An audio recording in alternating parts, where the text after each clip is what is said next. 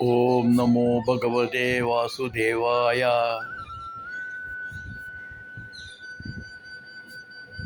The full story of Vamana avatar and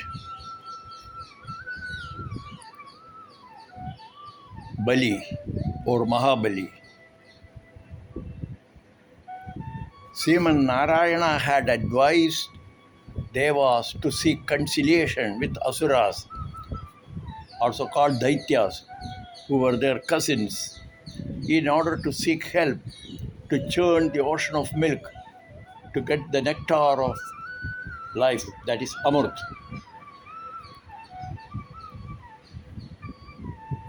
Bhagavan assumed the form of a tortoise, that is Kurma avatar, in order to support on the back the Mandara hills to maintain its balance during the process of churning, using Vasuki as the churning rope. Bhagavan also took Mohini avatar at that time and managed to win the full confidence of the Daityas, who entrusted Mohini to distribute the Amrit among the squabbling Daityas.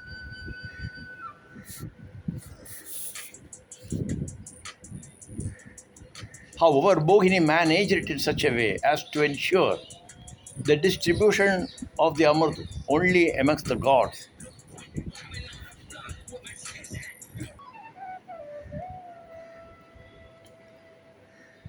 The Daityas became hostile towards gods, as the latter only got the immortalizing Amrit, although they too had participated in the churning of the ocean of milk, that is Paragi. In the bitter battle that ensued, the Daityas suffered heavily. Bali, the leader of the Daityas and Danavas, who fought with enviable valor, was put an end to by Indra, the ruler of gods, using his thunderbolt, that is the Vajrayuta. However, Bali's body was taken intact to the mountain on the western side, where Shukracharya, the preceptor of the Daityas, had his hermitage. Shukracharya had special powers, the Sanjeevani, that is to give Jivan or life. And using that, he could restore Bali, also others, back to life. Ushana Jivayamasa Sanjeevinya Swavidyaya.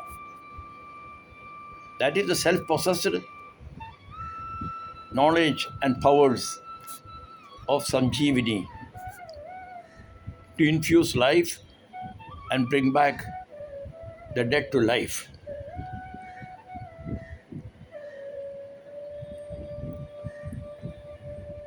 Following this, it was at Narada's behest that the Devas desisted from further fighting with their cousins, the Asuras. Bali wanted to wrest control of the domain of Devas and resorted to serving the Bhrigus and offered them all his wealth as a reward. Those holy Brahmanas of the Bhrigu clan, Shukracharya and others, who were endowed with special powers, conducted the powerful Vishwajit sacrifice.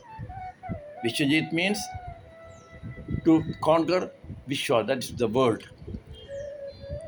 And there arose from the sacrificial fire a chariot covered all over with gold and with horses of the same color, that is green, as those of Indra's chariot.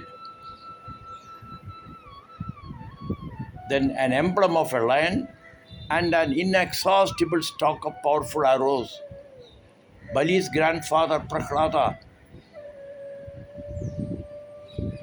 came from Sutala and gave him a conch.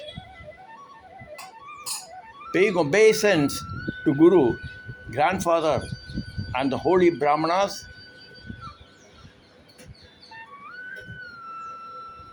Bali mounted the ethereal chariot and, accompanied by the Daitya army, marched towards Amaravati, Indra's capital. Perceiving the sudden bold appearance of Bali and hosts of powerful asuras, who appeared to be invincible, Indra sought preceptor Brihaspati's advice. Brihaspati realized that the Bhrigus had infused all their spiritual powers and grandeur to Bali, who had bestowed on them all his wealth. Brihaspati advised Indra to keep away from his kingdom and wait for an opportune moment when the same Bhrigus would be a cause for Bali's downfall.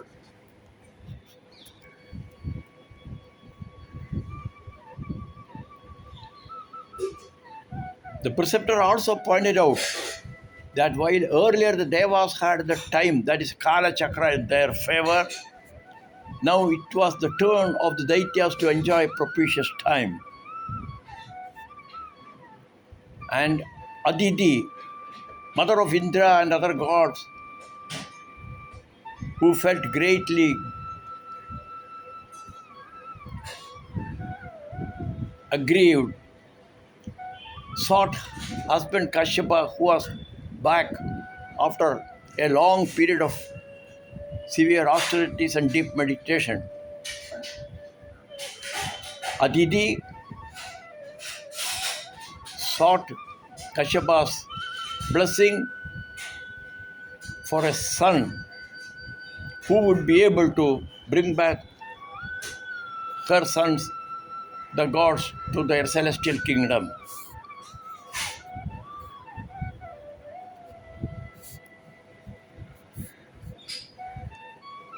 Kashyapa advised Aditi to undertake the supreme vow of Payovrata, that is, subsisting on milk alone and doing worship of Sri Hari and offering milk pudding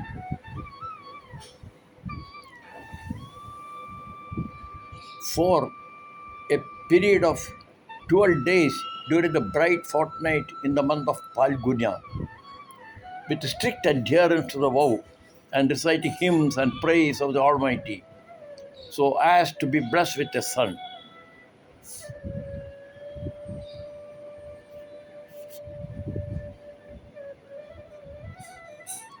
It was a result of such a course of austere penance and devotion to the Lord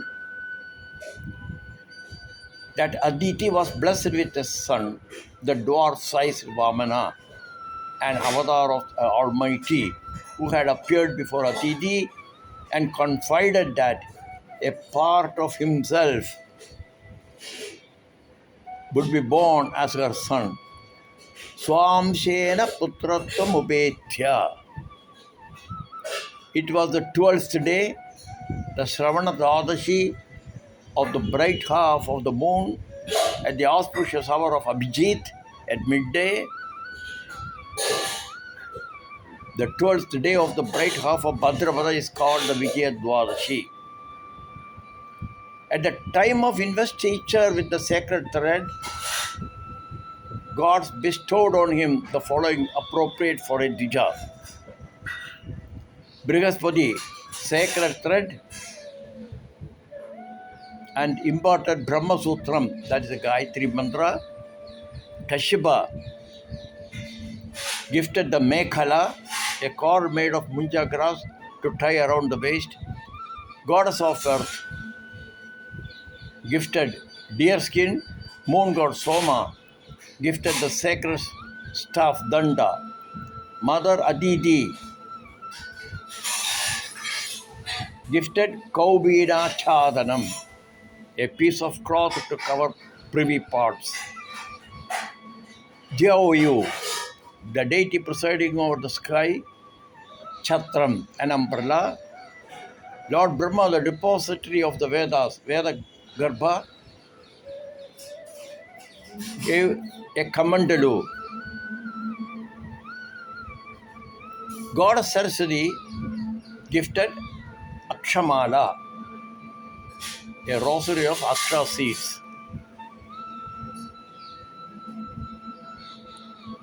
Kubera gifted a container for receiving alms. Goddess Ambika offered alms. Bhavati Bhiksham Dehi. 7 seer Saptarishis gave matted kushagras, that is Darba. Vamana or Upendra, younger to Indra, visited the Yagashala at Bhrigukacha on the northern banks of Narmada river, where Ashwamedha sacrifice was being conducted by Bali with the help of the Bhrigus, Shukracharya and others, who had been bestowed with riches. Bali had undertaken 100 Ashwamedha sacrifices with an aim to consolidate his position as the ruler of Indra's kingdom and sovereignty of the 3 words, Bhur, Bhuva, Swa.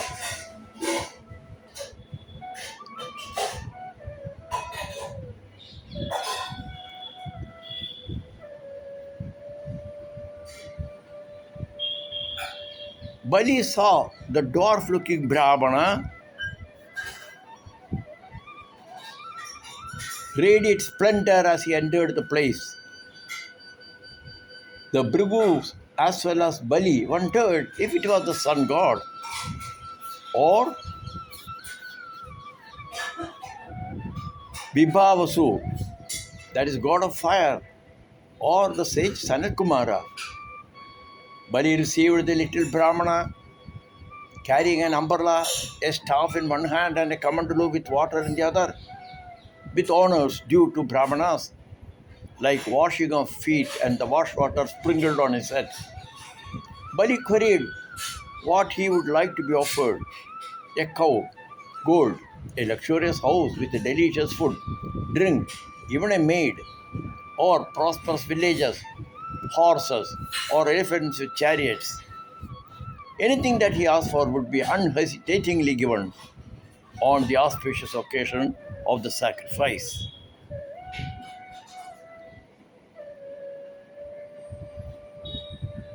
Vamana praised Bali's ancestors, Father Virojana, whose generosity resulted himself being given to the Devas, and grandfather Prahlada, who was free of passions, and said that Bali was true to his heritage and would uphold truth at any cost and never fail to fulfill his promise.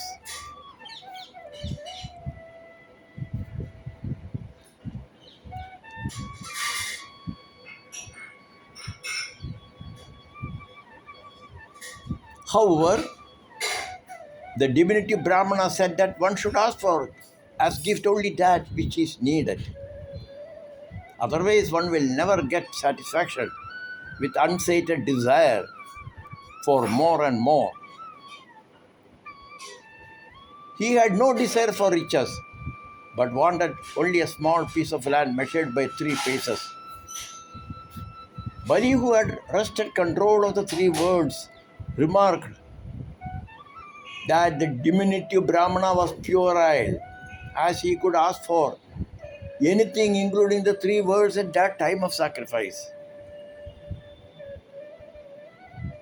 Vamana repeated that for a holy Brahmana there was no need for such words at that time for such things, and the 3 measures of land was all that he had the need of.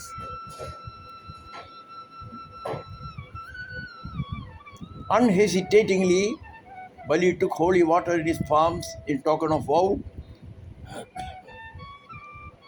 from a pitcher of gold brought by his wife Vindhyavali, and with a smile said, "Take what you want."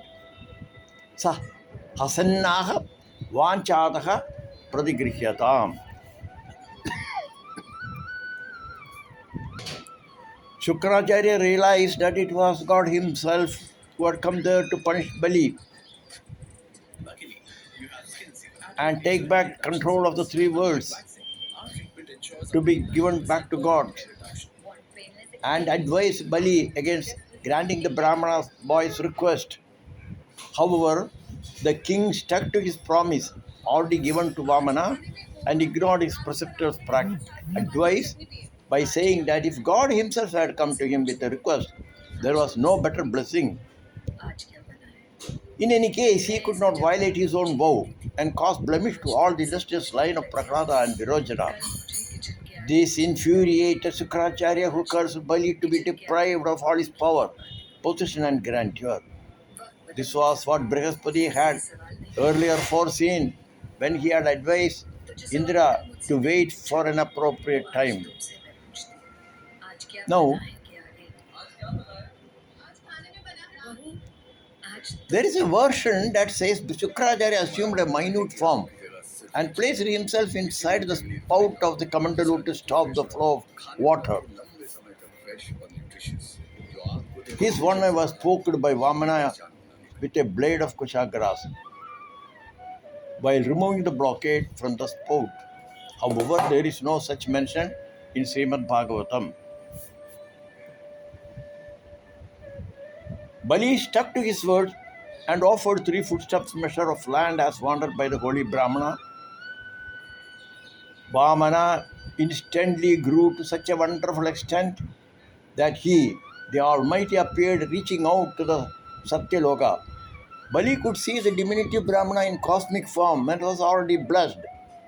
Bali witnessed the 7 terranean regions at the sole of the Almighty's feet, the earth covered by his feet, mountains in his shanks, the atmosphere, the realm of the feathered kingdom in his knees, the 49 Marus wind gods in his thighs, the second pace of the Lord's abode Satyaloka, beyond Swarloka, Maharloka, Janaloka, and Tapoloka. Witnessing the radiance and the moon-shaped nails of the Almighty's toes, Lord Brahma availed of the unique opportunity to wash the Almighty's feet with Ganga water, Akash Ganga, that was thus sanctified and flowed through the lokas to the earth.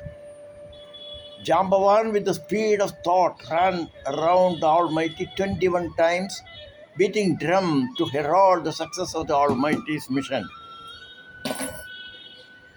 This caused Bali's generals like Viprachiti, Rahu, Nemi, and others to attack the Devas, but were routed. Bali stopped them with the advice that time was not in their favor and they should stop the fight, and so they all retreated to the nether region, leaving Bali alone. Bali was told of his failure to offer place for the third space, so he deserved the punishment of being bound by Garuda with the cords of Varuna, the god of water. With nothing else left to offer for the third base, Bali was true to his word and bowed and offered his head in great reverence and indication of total surrender. For the little Brahmana's third step, Bali had shed his ego, vanity, and pride.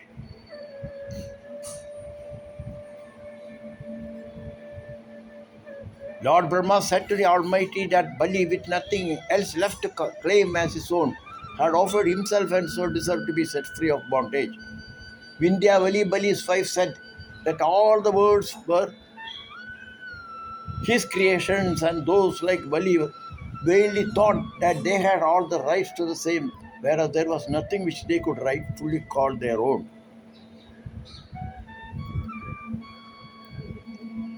Bhagavan told Lord Brahma that he takes away the fortune of those who revel in their status and fail to remember him, and When realization dawns on them, he showers his grace on them. Skanda 8, chapter 22, verses 24-25. Brahman yam anugrahinnami taddisho vidunyo maham. Words to the same effect were spoken by Sri Krishna in reply to a query of Yudhishthira at the conclusion of a sacrifice. Sri Hari as Vamana was immediately pleased with Bali for sticking to his promise of giving 3 measures of land and in the process surrendering all the 3 words Bhuloka, that's earth, Swarloka, the celestial world, and Borloka, the intermediate region, conquered and kept under his control. And he did so even ignoring his preceptor Shukracharya. Bhagavan added that Bali had excelled in overcoming his Maya and so deserved a place in God's own abode. But before that, Indrasena, that is Bali, was blessed to become Indra in the next Manvantara, that is a Savarni. As he had coveted Indra's throne that he has now lost. Sri Vishnu told Bali that until then he was assigned to Sutala, the 3rd subterranean region, to be with his grandfather Prahlada and others of his clan. Bali was told that Sutala will be more than a heaven, beautified by Vishwakarma. It will be free from diseases, fatigue, mortification, and any kind of troubles. Bhagavan said that he would afford him protection and he would ever find his person there with the mace in hand. Nityam drashtasi mam tatra gatabanim avasthitam. Prahlada went round Vamana with folded hands and with the Lord's blessings escorted his grandson Bali and others of his clan to the Sutala.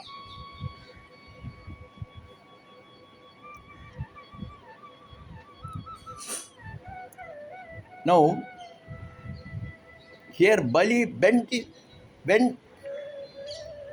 head low in total surrender and realizing that being able to touch the Almighty's lotus feet, that his grandfather Prahlada was yearning for, was something not everyone could be blessed with. Bhagavan did not put his foot on Bali's head. There is no such mention in Srimad Bhagavata. In Skanda 11, chapter 16, verse 35, Sri Krishna tells Uddhava that I am Bali among those respectful of Brahmanas. Brahmanyanam Balir Aham. Bali says in Skanda 8, chapter 23, verse 2, Aho pranayama kritaka samudyamaha prabanna bhaktartha vidho samahita yellogapales tadanugraho amarer alabdapurvo asade surer pitaha. Oh, for bowing low at your feet, I am bestowed the boon that neither the guardians of the quarters nor the gods could secure.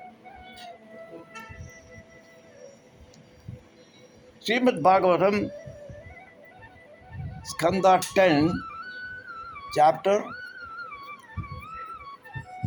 85.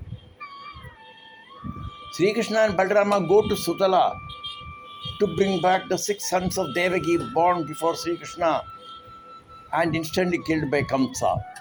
They both were warmly welcomed with honors by Sutala, the ruler of Sutala, by Bali. Sorry.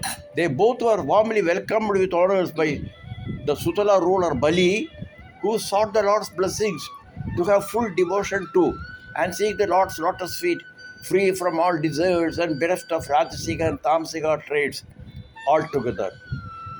Sri Krishna tells Bali about his 6 elder brothers born to Devaki, about Lord Brahma's curse for their ridiculing him for flirting with own daughter Vak, goddess of speech, to take birth as Asuras, their being born the sons of Hiranyakashipu, and their subsequent birth as Devaki's sons. Bali's name is mentioned among the 12 who alone know the essence of Dharma taught by the Lord. It was Yama Dharmaraja who mentioned it in the story of Ajamila.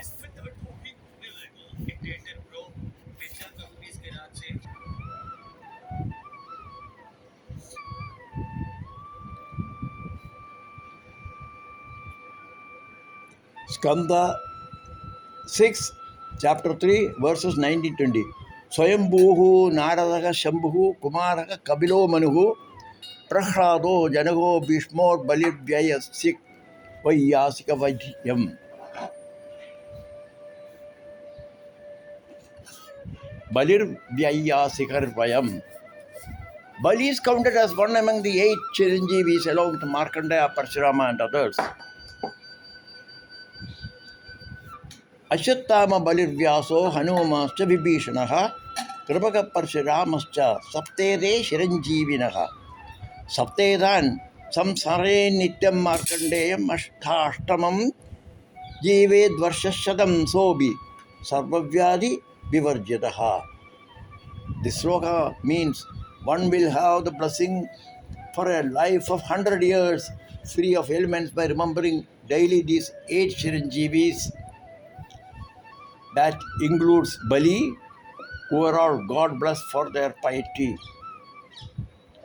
In Valmiki Ramayana Balakanda Canto 29, Bali is referred to by Vishwamitra as Mahabala.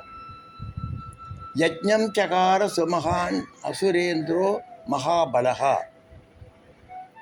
Vishwamitra tells Sri Rama that his heritage at Siddhasrama was the place where Lord Vishnu had practiced austerities for yugas together before taking avatar as Vamana. Balaganda, chapter Skanda 20, Balaganda, Canto 29, verses 2 and 3. Sriman Narayana advised Usana, that is Sukracharya, to complete whatever of Bali's sacrifice had been left undone. Lord Brahma, along with Lord Shiva, the gods, Sanat Kumaras, Bhrigu, Manus, and the mains installed the divine dwarf, the suzerain lord of the worlds, and their guardians as the protector of Vedas, of righteousness, wealth, and fame, and for the welfare of all. Indra was given back his lost kingdom to be under Vamana's suzerainty and protection. On that occasion, all created beings rejoiced. Lord Vamana was escorted by Indra in a heavenly car to heaven. Lord Brahma, Lord Shiva, Sanakumara, Durgus, and other sages all returned to their abode. Palastuti. The Palastuti at the end of chapter 23 in Skanda 8 in Bhagavata Mahapurana refer to the benefits of being rid of the sins and also of reaching the highest divine state for those who remember, listen to, narrate, and for those who have this glorious story of the Lord who took long strides repeated during religious performance will stand to be blessed by the gods and the mains or the Pidrus. Whoever remembers, narrates, or listens to it with full devotion to Sri Vishnu as Vamana attains the highest divine state to which Bali became entitled. Loka samasta sukhino bhavantu. Narayana Akhila Guru Bhagavan Namaste.